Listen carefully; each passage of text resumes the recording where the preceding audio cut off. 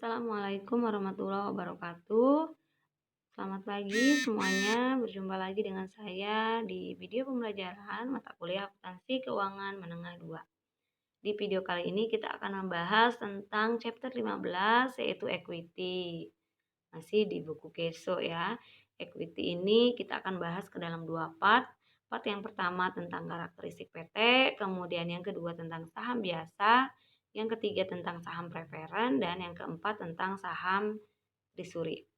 Nah, apa saja bentuk perusahaan bisnis? Yang pertama proprietorship atau lebih dikenal dengan perusahaan perseorangan. Yang kedua partnership atau lebih dikenal dengan firma atau CV di Indonesia ya. Kemudian yang ketiga ada corporation atau PT. Nah, apa saja karakteristik khusus dari PT ini? Ya, nanti akan ada pengaruh dari undang-undang PT, kemudian penggunaan sistem saham. Jadi ada sistem sahamnya dan juga pengembangan variasi dari ownership interest atau kepentingan pemilik.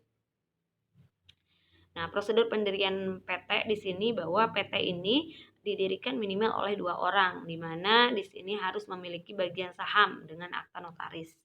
Kemudian yang kedua, perusahaan harus mengajukan permohonan kepada menteri untuk mendapatkan pengesahan atas pendirian PT tersebut setelah akte pendirian itu ditandatangani oleh notaris.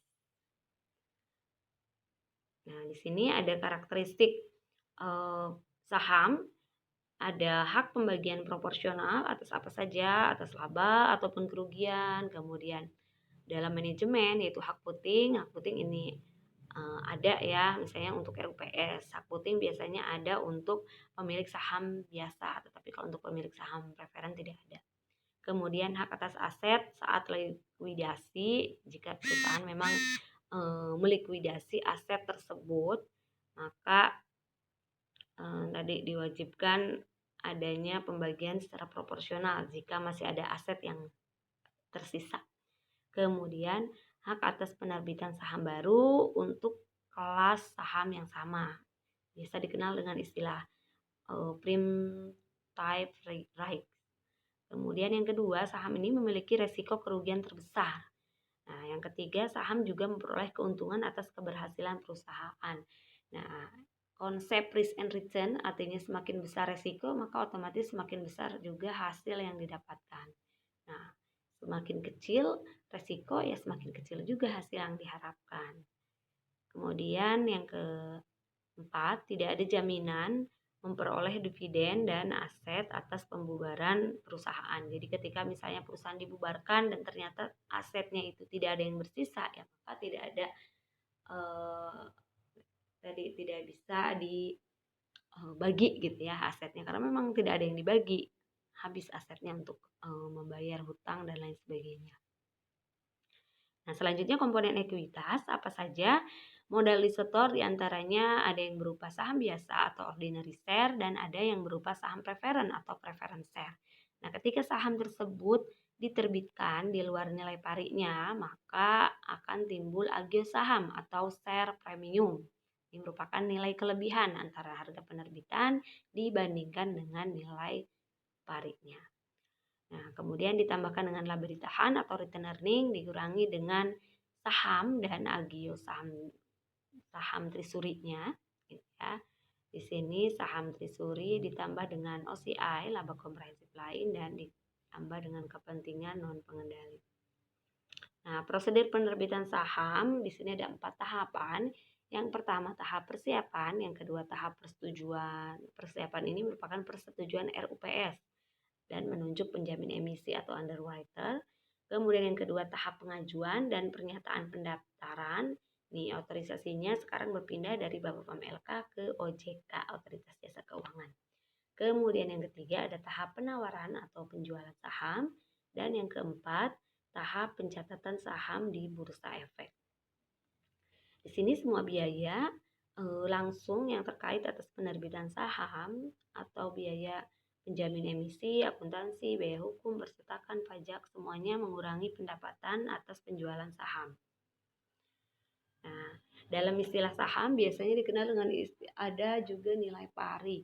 Nah, apa sih nilai pari? Di sini nilai pari ini sebenarnya tidak ada hubungannya dengan nilai wajar, karena nilai pari itu adalah nilai yang ditentukan pada saat awal saham dibentuk. Nah, penerbitan saham dengan nilai pari yang rendah akan membantu perusahaan menghindari kewajiban kontingensi ketika saham dijual di bawah nilai pari. Ada beberapa istilah yang digunakan berkaitan dengan saham. Saham preferen atau saham biasa ini merefleksikan nilai pari atas saham yang diterbitkan. Nah, selanjutnya agio saham tadi disebutkan bahwa nilai lebih atas nilai pari yang dibayarkan oleh pemegang saham, gitu ya, nilai selisihnya. Ada juga saham yang diterbitkan tanpa nilai pari. Apa saja alasannya? Yang pertama, menghindari kewajiban kontingensi karena tadi tidak ada nilai pari. Kemudian yang kedua, menghindari kebingungan dalam pencatatan nilai pari atau nilai pasar. Nah, saham tanpa nilai pari di sini harus dicatat sebesar nilai saat diterbitkan tanpa agio saham. Nah, jika regulasi mengharuskan adanya nilai yang ditetapkan pada saham tanpa nilai pari, maka selisih nilai yang ditetapkan dengan harga saat diterbitkan dicatat sebagai agio saham. Kita lihat contohnya di sini, saham diterbitkan tanpa nilai pari, gitu ya. Kalau saham diterbitkan dengan nilai pari, ya jurnalnya ya tadi langsung cash, share capital ordinary pada share premium, gitu ya. Misalnya tadi sahamnya diterbitkan 10, kemudian nilai parinya itu 8 ya, berarti cashnya 10 dikali 10.000 misalnya, gitu ya, 100.000, share capitalnya tadi 8 dikali 10.000, 80.000, dan share premiumnya selisihnya 20.000. Nah, selanjutnya bagaimana ketika saham tersebut diterbitkan tanpa nilai pari, di mana nilainya saham tersebut 500 dengan cashnya sebesar 10, 5.000. Nah, maka cashnya 5.000 dan share capital ordinary-nya 5.000. Selanjutnya, bagaimana jika diterbitkannya 11, maka cashnya sebesar 5.500 dan share capital ordinary-nya sebesar 5.500.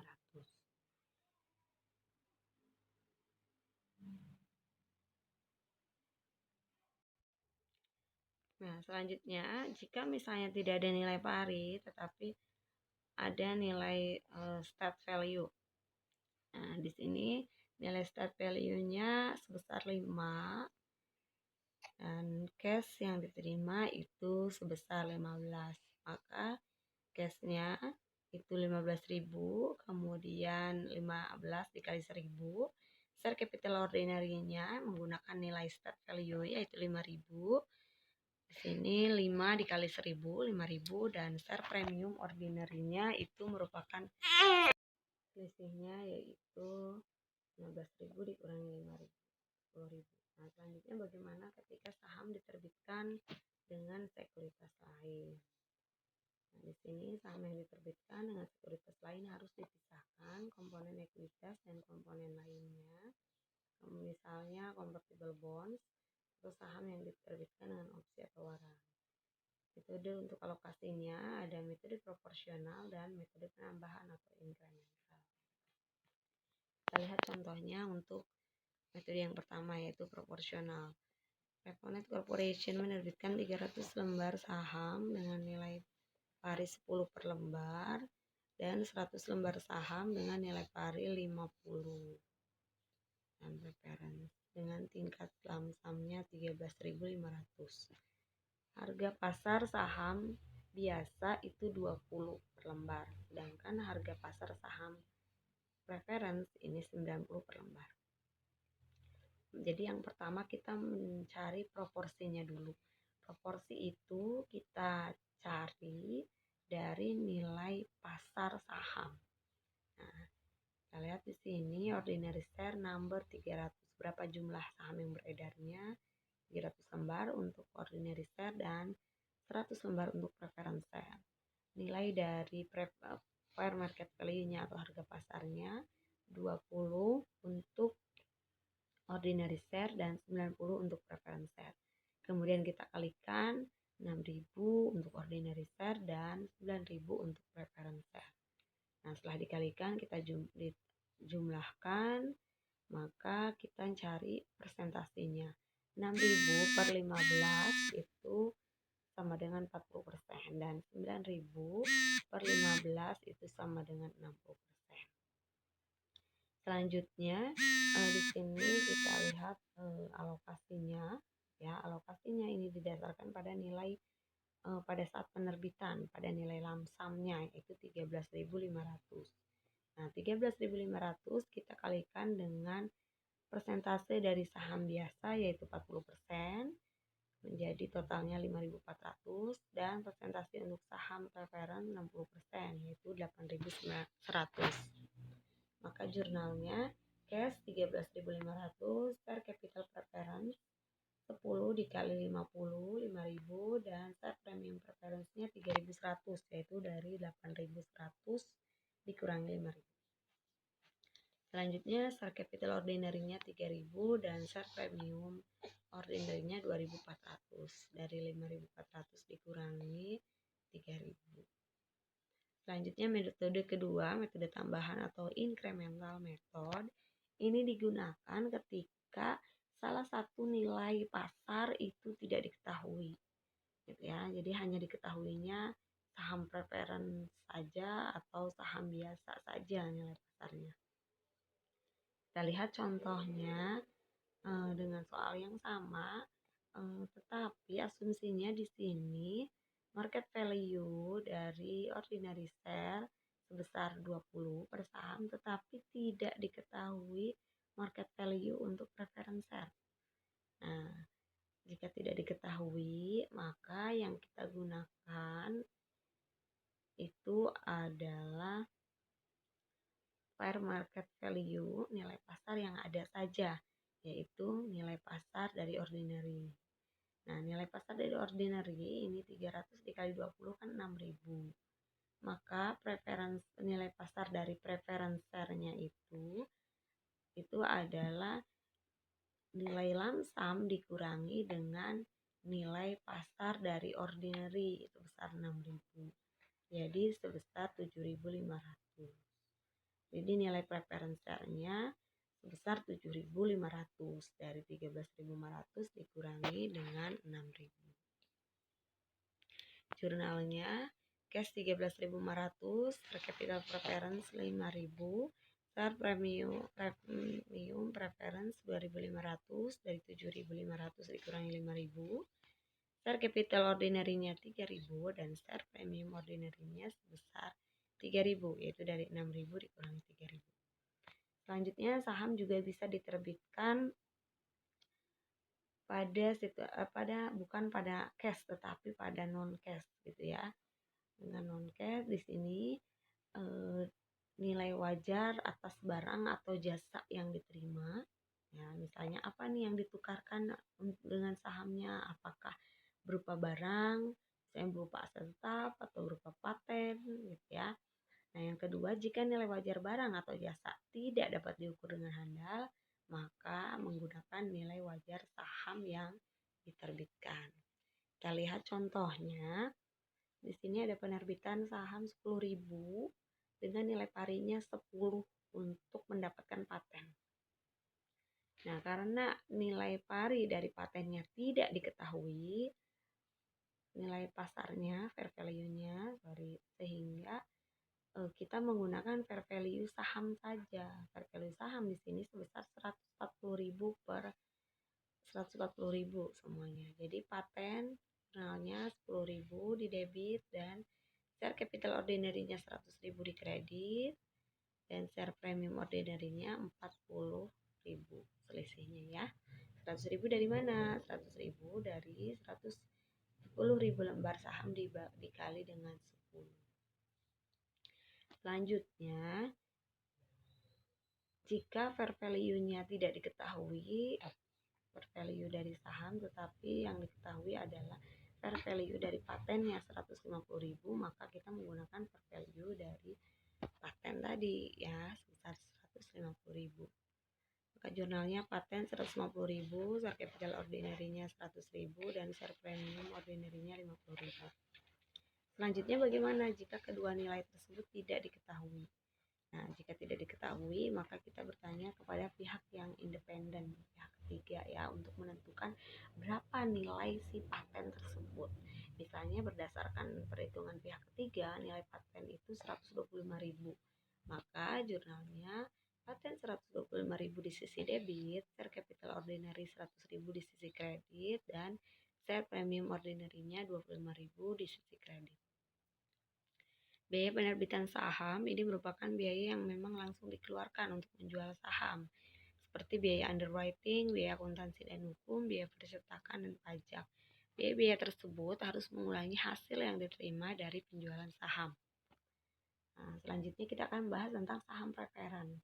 Jadi preferensi dividennya ini tetap ya setiap tahun, mau perusahaan dalam keadaan untung ataupun rugi. Preference atas aset saat likuidasi. Nah, di sini ketika ada likuidasi, maka pemilik saham preference lebih diutamakan.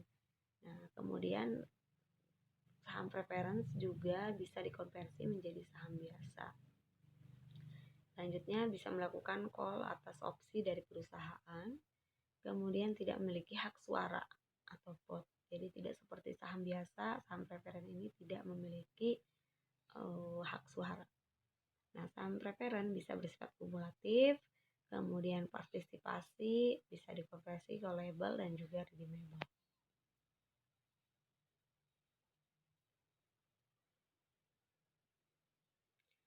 Nah, di sini preference share kita lihat contohnya. Ada penerbitan saham 10.000 dengan nilai 10 dan nilai pasarnya 12. Bagaimana pencatatannya? Di sini cashnya sebesar 12 dikali dengan 10.000 jadi 120.000 di sisi debit.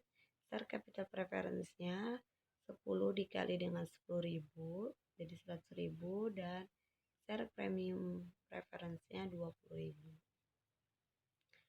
Selanjutnya ada istilah reacquisition of share atau pembelian kembali saham. Nah, kenapa sih perusahaan mau membeli kembali saham yang beredarnya? Yang pertama, untuk meningkatkan earning per share dan juga return on equity. Yang kedua, untuk menyediakan saham untuk kontrak kompensasi pegawai atau untuk memenuhi kebutuhan merger potensial. Yang ketiga, menggagalkan usaha pengambil alihan atau untuk mengurangi jumlah pemegang saham. Yang keempat, mempengaruhi harga pasar dengan meningkatkan permintaan. Nah, ini cenderung harganya stabil ataupun meningkat. Nah, selanjutnya kita lihat contoh pembelian dari treasury share.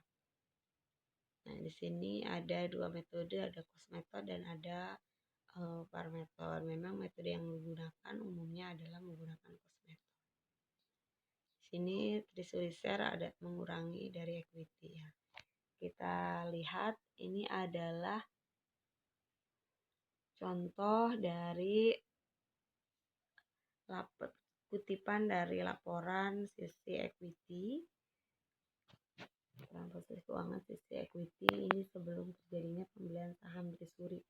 Kita lihat ada share capitalnya 100.000, share premiumnya 900.000, retainernya 300 dan total equity-nya 300. Misal di sini pada tanggal 20 Januari 2019 di sini ada penerbitan saham treasury, pembelian saham treasury atau 10.000 dengan nilainya 11.000. Maka pencatatannya adalah treasury share 110.000 yaitu 10.000 dikali dengan 11 dan cashnya sebesar 110.000. Nah, setelah ini bagaimana pencatatan di laporan laba rugi sisi equity-nya? Nah, di sini untuk share capitalnya masih nilainya sama, share premiumnya juga sama, 900.000, retainernya juga sama. Yang menjadi pembeda adalah di sini kita mengurangi cost of treasury share sebesar 110. Jadi total equity yang awalnya 1.300.000 menjadi 1.190.000. Karena tadi kita membeli kembali saham biasanya yang ada. Selanjutnya penjualan saham treasury. Penjualan saham treasury ini bisa dijual di atas nilai cost ataupun di bawah nilai cost. Kita lihat contohnya ketika dijual di atas nilai cost, Asumsinya saham Trisurinya 10.000 lembar pada nilai 11 tadi dan dijual sekarang 1.000 lembar pada nilai 15. Maka jurnalnya cash sebesar 15.000 yaitu dari 1.000 dikali 15 dan Trisuri share sebesar 11.000 yaitu 11 dikali 1.000 dan share premium Trisurinya sebesar 4.000. Nah, selanjutnya ketika dijual pada posisi di bawah nilai cost. Kita lihat contohnya, cash di debit sebesar 8.000 yaitu 8 kali 1.000. Share premium Trisurinya sebesar 3.000 yaitu selisihnya tadi ya. Selisihnya antara 8 dengan 11. 11 itu adalah nilai dari saham Trisurinya, nilai costnya, sedangkan ini nilai 8 adalah nilai pada saat penjualan. Jadi ada di sisi debit. Nah, Trisuri share-nya sekarang sebesar 11.000 dari sisi kredit. Nah, selanjutnya jika terjadi penjualan lagi sebesar 1.000 pada nilai 8, maka cash-nya sebesar 8.000. Nah, di sini share premium Trisurinya sebesar 1.000. Kenapa 1.000 bukan 3.000? Karena nilai share premium itu tinggal sisa 1.000 lagi. Dari mana sisa 1.000 lagi? Kita lihat pada tanggal 10 Maret di sini ada penjualan di atas nilai cost 4.000. Berarti untung ya. Kita simpan 4.000 di sisi kredit. Kemudian ada kerugian sebesar 3.000. Kalau kita selisihkan berarti hanya ada saldo share premium Trisurinya sebesar 1.000 di sisi kredit. Nah, selanjutnya karena sisanya saldonya tinggal sisa 1.000, maka yang bisa kita akui jurnalnya di sisi debit untuk share premiumnya itu hanya sebesar 1.000. Lalu 2.000 lagi bagaimana gitu ya, kan masih ada tadi 2.000 dari mana, jadi dari nilai sahamnya 11.000 dikurangi 8 dikurangi 1.000 itu kan masih ada di 2.000. Nah, maka 2.000 ini kita akuinnya sebagai kerugian, yaitu dengan menjurnal return earning sebesar 2.000 dan kreditnya Trisuri share sebesar 11.000. Nah, sekian untuk pembelajaran hari ini. Sampai jumpa di video pembelajaran berikutnya.